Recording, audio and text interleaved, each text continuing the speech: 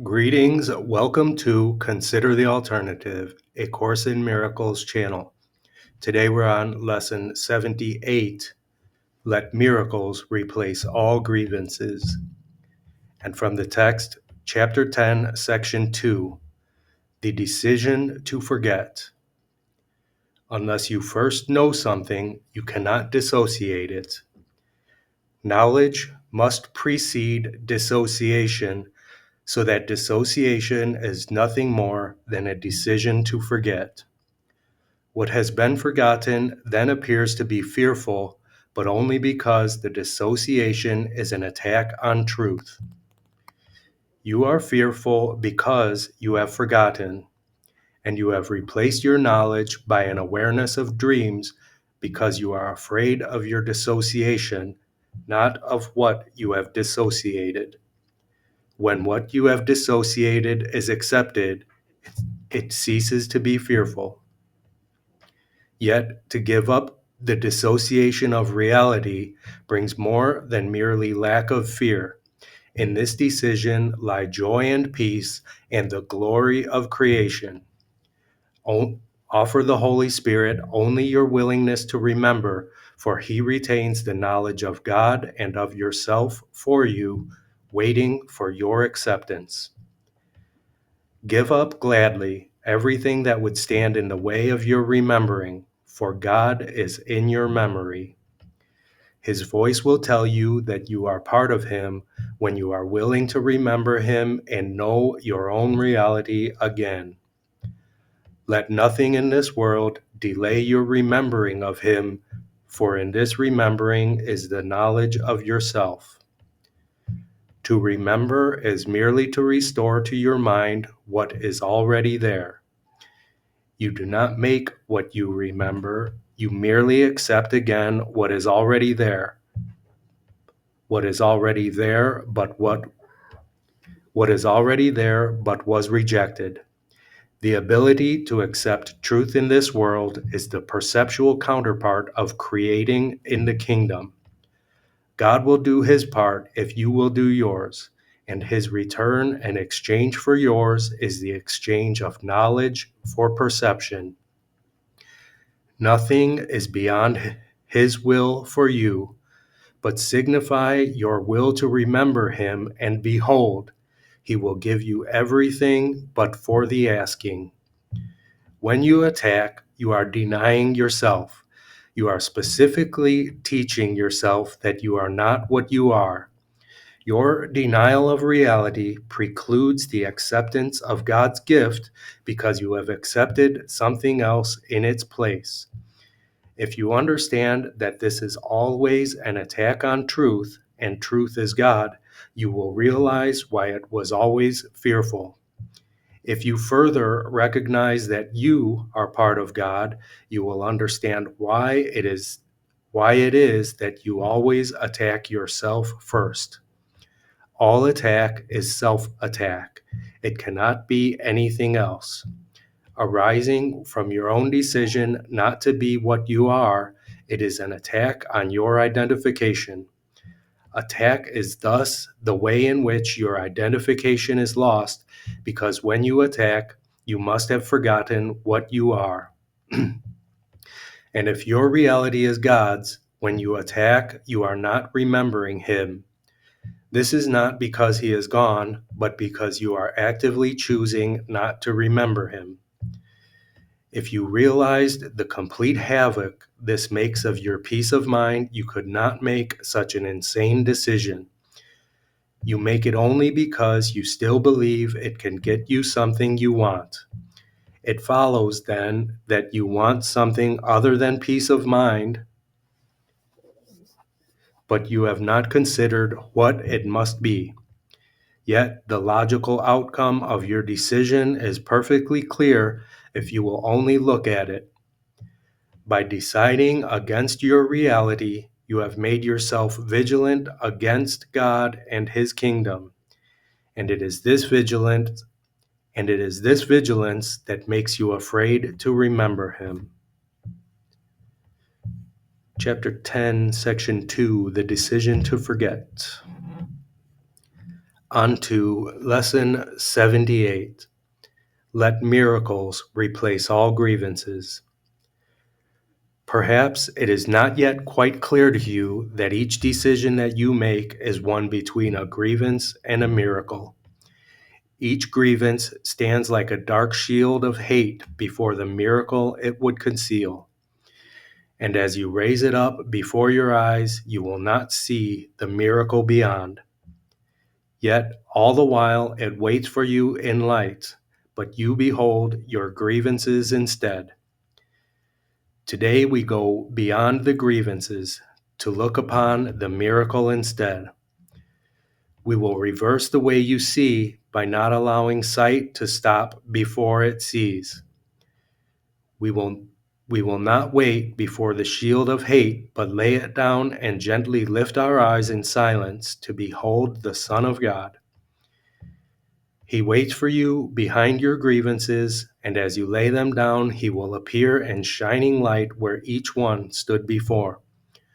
For every grievance is a block to sight, and as it lifts, you see the Son of God where he has always been. He stands in light, but you were in the dark. Each grievance made the darkness deeper, and you could not see. Today we will attempt to see God's Son. We will not let ourselves be blind to him. We will not look upon our grievances. So is the seeing of the world reversed as we look out toward truth, away from fear. We will select one person you have used as target for your grievances and lay the grievances aside and look at him. Someone perhaps you fear and even hate, someone you think you love who angered you, someone you call a friend but whom you see as difficult at times or hard to please, demanding, irritating, or untrue to the ideal he should accept as his according to the role you set for him. You know the one to choose. His name has crossed your mind already. He will be the one of whom we ask God's Son be shown to you. Through seeing him behind the grievances that you have held against him, you will learn that what lay hidden while you saw him not is there in everyone and can be seen. He who was enemy is more than friend when he is freed to take the holy role the Holy Spirit has assigned to him. Let him be Savior unto you today. Such is his role in God, your Father's plan. Our longer practice periods today will see him in this role.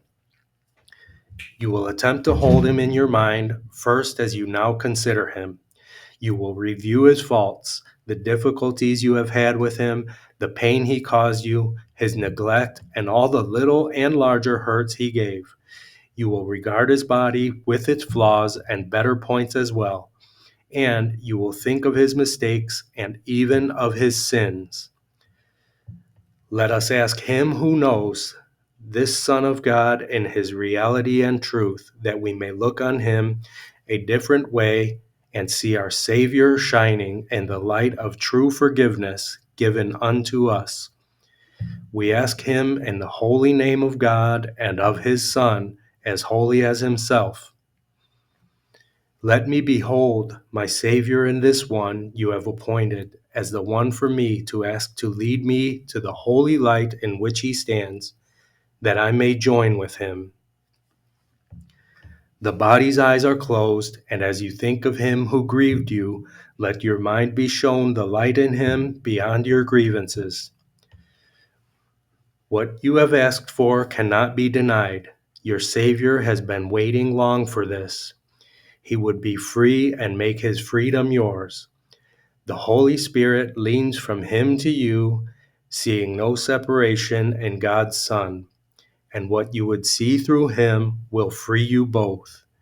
Be very quiet now and look upon your shining Savior. No dark grievances obscure the sight of him. You have allowed the Holy Spirit to express through him the role God gave him that you might be saved. You see that's capitalized him there, the role God gave him. That's interesting. God thanks you for these quiet times today in which you laid your images aside and looked upon the miracle of love the Holy Spirit showed you in their place. The world and heaven join in thanking you, for not one thought of God must rejoice as you are saved, and all the world with you. We will remember this throughout the day and take the role assigned to us as part of God's salvation plan and not our own. Temptation falls away when we allow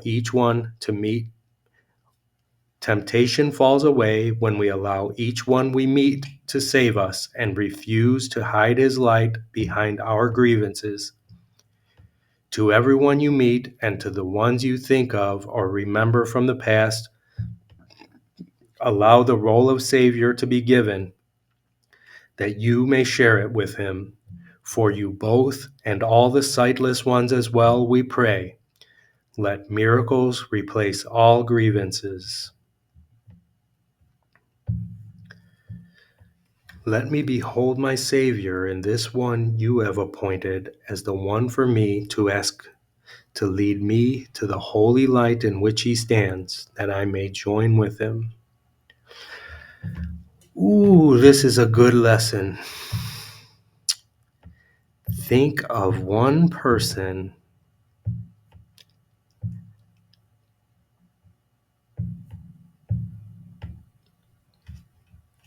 you see him as the role that you've assigned him.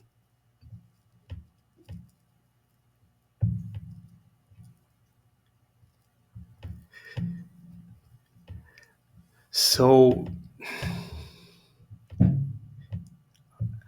I wonder what it's going to be like for someone to do this lesson and deal with their grievance. Are they going to stick to the grievance and just prove that they're right, or will they do the exercise properly and see him truly? This is a very good lesson. Miracles replace grievances. I love you. I'll see you tomorrow.